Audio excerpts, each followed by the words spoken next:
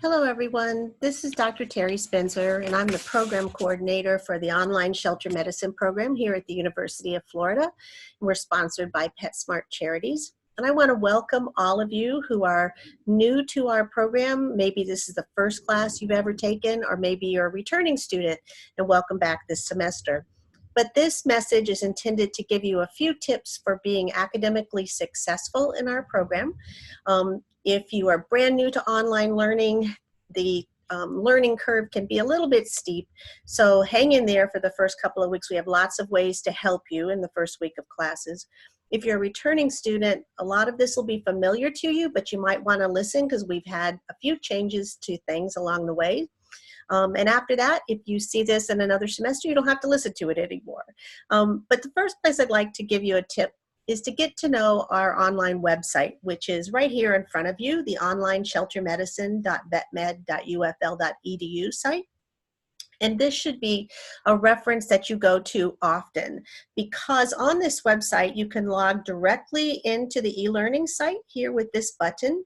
But this is also the place where there's a whole section just for current students like you, where you can go and find all the critical dates that if you click here, it'll tell you, well, when can you withdraw and still get your tuition? And when do you have to pay your fees by? Or when do you have to register for courses for the next semester? There's a place you can go here and see all the courses that we offer. There'll be a little blurb about them, plus you can get to the syllabus. You can track who the faculty member is. You can even come over here and see the faculty pictures and learn something about their bios. There's a course tracking document that shows all the required courses for earning the graduate certificate in shelter medicine, as well as all the electives that we offer that count towards the master's degree. And you are welcome to take some of those electives, even if you aren't pursuing the master's degree. But most importantly, every semester, this is also where you go to register for classes for the next semester. And we have this wonderful FAQ section, or frequently asked questions section, of which I want you to be familiar, because the most important thing you need to know when you first start at UF is that all email communications between the registrar's office, the financial aid office, anything to do with UF, even your faculty members trying to contact you, it's going to come here to this email address. What email address should you use? And UF assigned you a Gator UF email address. Everything has to go through there, so you need to learn where it is and how do you use it. If you're a brand new student, that email doesn't start up for 2 weeks to a month. It's automatically created for you, but once it's there, everything will go through that email address. The other thing that's a wonderful perk for online students here anywhere in the world, once you have access and you're a Gator, you can use the UF online library. So you can get right to that from the frequently asked questions section. And the UF online library is set up for distance students just like you. It's here. You can contact them and talk to a librarian. You can attend workshops if you're not unfamiliar with how to do research or do a literature search. You can get help from them. There are courses that are offered through them and just all kinds of help. But the most important thing you have to use the library is open your GatorLink VPN. And the information is right here about how to open the VPN. If you have your VPN open, then everything in the library is free to you. But if you go to the library or you go to anything within the courses that say course reserves, which is the UF library, if you don't have that VPN open, you may see something that says, oh, you have to pay $3 to get this. That's a flag to you that you forgot to open your VPN. It won't warn you that your VPN's not open, okay? So the VPN just makes it sound like it makes it look like to the university that you're on campus. So remember that. Okay, so that FAQ section and the website is very important for you, so I hope you will use it frequently. The next thing I want you to know is once you log into, or you go to the e-learning website, this is where all your courses will live. But there's more information on this homepage rather than just logging into your courses. I want you to know that if you scroll down a little bit, there's some announcements that might be important to you, but there's also other tools that you get free access to as a UF student. For instance, LinkedIn Learning is a website that will give you training on anything you don't know how to do. If you don't know how to use spreadsheets, you can go in there and learn to use spreadsheets. If you don't know how to use a word processor, you can go in there and get free tutorials on using a word processor. VoiceThread is a way to record presentations, and you're going to often have to present to your online classes, so you can use VoiceThread for free. And Qualtrics is a wonderful user or survey tool that you can use to make online surveys. Maybe you're going to do some research or something.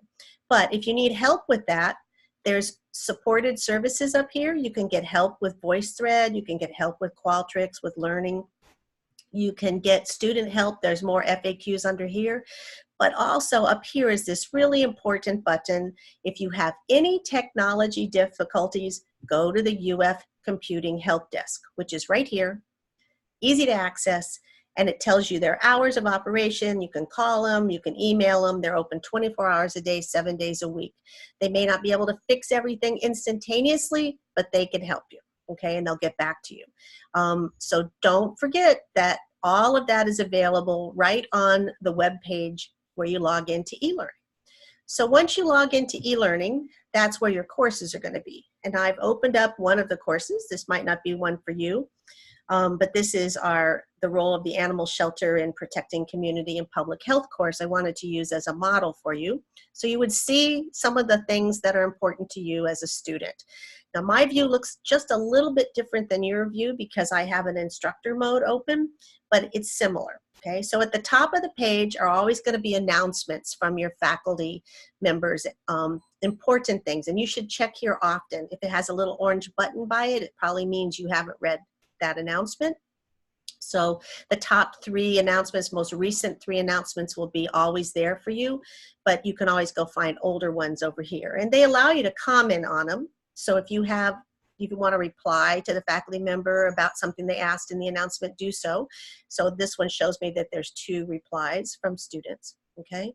But on this page, what's really important is you have things that you may not be familiar with, that all of our courses are going to look very similar, whether they're veterinary forensics courses or shelter medicine courses or wildlife courses. They're all going to look familiar because they're going to lay out like this on the home page.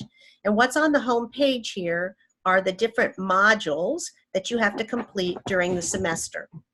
So everybody gets the same first module, which is an introduction to the technology and helps you get familiar with that particular course. It'll be the same every course you take. But then when you dig into the course a little more, these are modules that you can open. For instance, I'm going to open module 3. Maybe I'm going to open module 3. So I open module 4. So here's what it's going to look like when you get to module 4. The home page of the module are going to show you everything that you're required to read and recommended to read. Please do your readings, okay? It's so important to do the background readings for these courses because your assignments are going to depend on you having done those readings.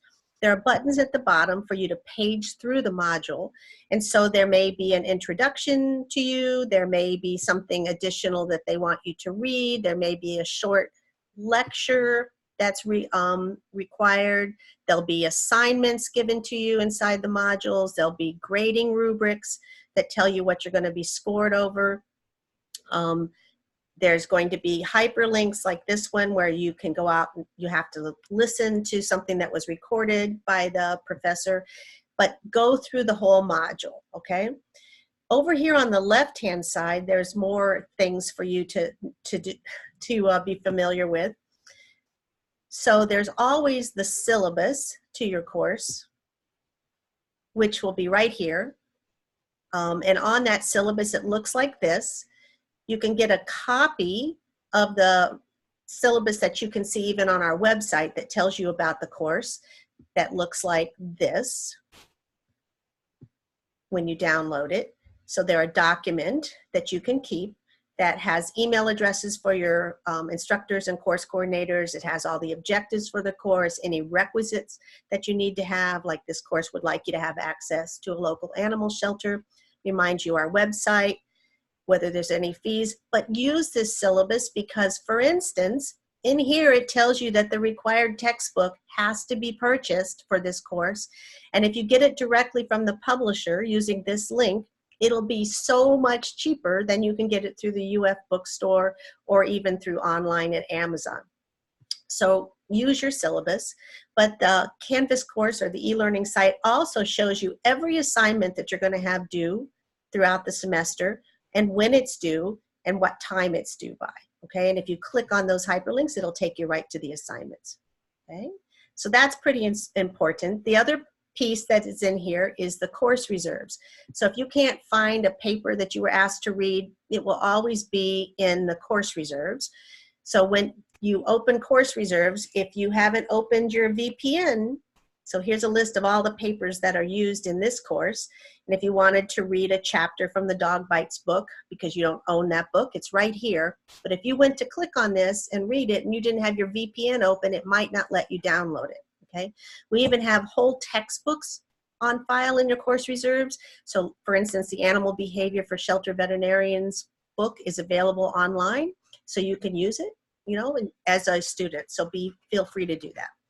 The last tips that I'd like to give you as I close are just a couple general things that make me feel kind of sad that I have to say this, but I want to remind everybody that in your syllabus, you are required to know the policies and expectations of being a graduate student at UF.